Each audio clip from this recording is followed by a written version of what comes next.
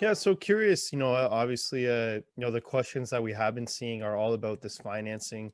Do you have a expected timeline? Like, is this something that you expect to close this year, this month? What's kind of your hopeful timeline, I guess, just to give people some Well, insight? that's a good question. Our planned uh, path of acquisition path would be to secure the financing, let's say in the next 10 days. Actually, I think we can do it this week. Um, Now, once that's done, then we can proceed with a 30-day due diligence. So this is what, November the 11th?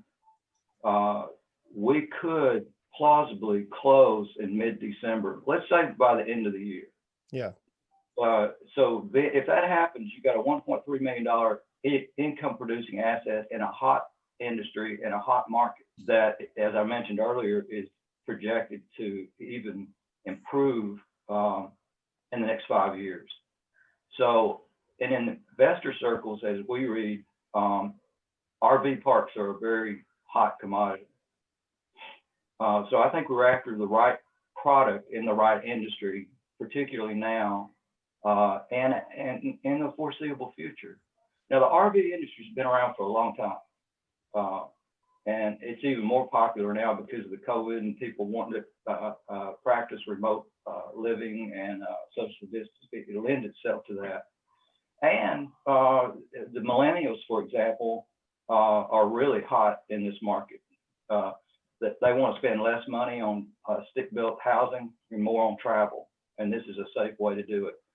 You've seen a huge decrease in air travel. I have no interest in traveling until we get a handle on this pandemic. Uh, Hotels, motel occupancy, it's crashed. You got federal and state RV parks that have been shut down because of the pandemic.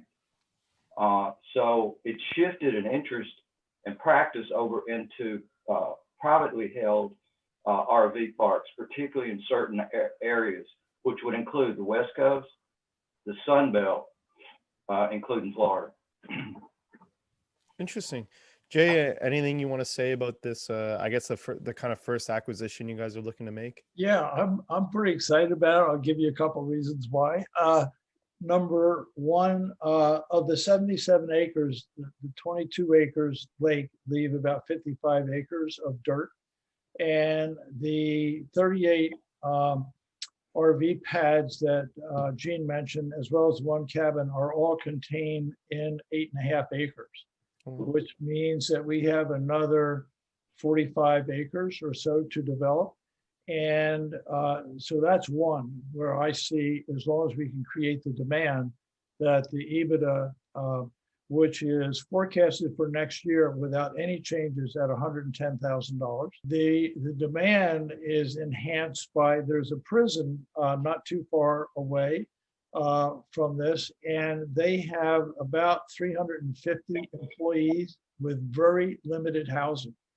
And so if we use that extra 45 acres to build cabins or small homes or tiny homes, we see a demand there. There's also a huge wind farm with all the windmills close by, and they need a lot of maintenance. And those folks that come out to maintain those also need housing.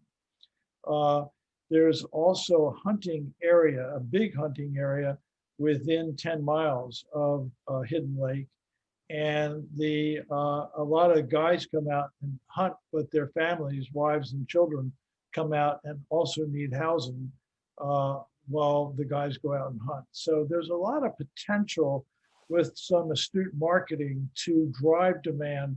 Not only it's already full, but if we add, let's say, another 100 sites, okay, on there, I see the good potential of filling it up even with the expanded thing. So I like it. I happen to like lakes. I like animals more than Gene does. Uh, and so I may go out and be the intermediary for Holiday Island at the in Texas. So so it no it overall, to be one of our early acquisitions, I think it has really good potential for expansion, and it really will put us on the map with both income and profit.